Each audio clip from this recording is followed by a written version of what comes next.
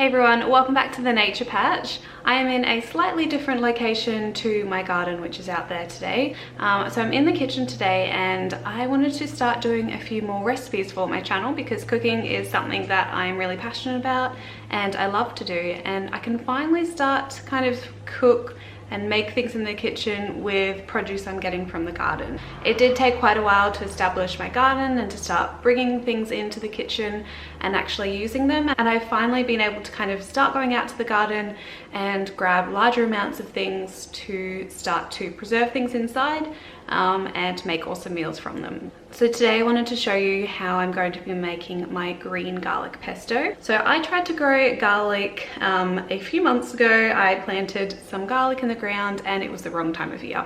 I just wanted to see how well it would do, and obviously it didn't do too well. But the thing that I did get from it was all of this green garlic. So this green garlic here is perfectly edible. It's basically just the single bulb that I planted into the ground and then it just grew, but it failed to bulb. So that was primarily because I planted it at the wrong time. So it wasn't cold enough to stress out the garlic for it to then bulb. But I'm going to make do with what I have, and I'm going to turn this into a pesto. So the first step for this recipe is basically to cut up your green garlic a little bit more. I've gone ahead and washed and peeled all of these a little bit so they're all nice and good to use. So I have about a cup of green garlic in here.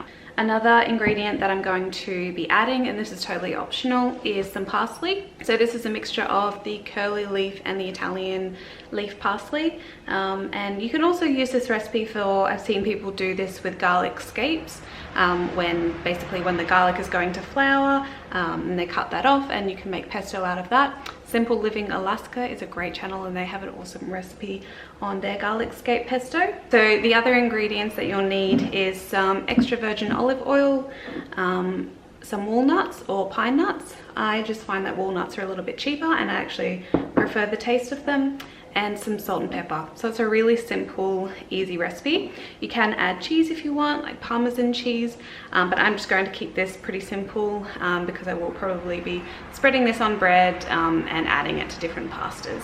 Okay, so I'm starting with half a cup of olive oil. I'm going to be putting the exact measurements up on the screen and in the comments down below. And I also have a third of a cup of walnuts. So I'm using my NutriBullet to mix this. You can mix it in whatever you have, a food processor or whatever. So I'm using my NutriBullet here. So I had about a cup of the green garlic and probably about another half cup of parsley. Again, the parsley is optional. You can use any other herb that you prefer to have in your pesto. Basil is pretty traditional, so I'm sure it would be lovely with basil. To add all of this in here and also add in some salt and pepper. And I really just add this to taste, so it's completely up to you how much you want to add. So that's what it's looking like there. It looks like I am going to need a bit more olive oil, but I'm going to blitz this up and see how it goes so far.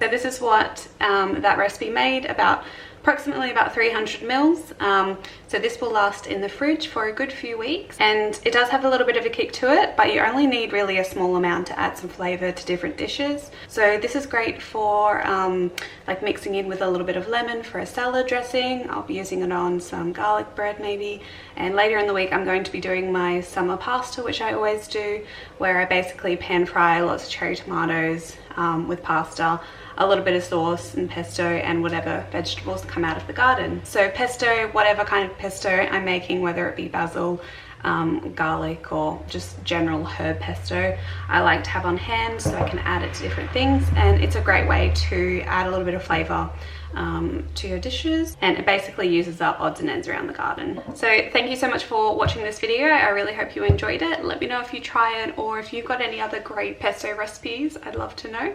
And until my next video, happy gardening. Bye.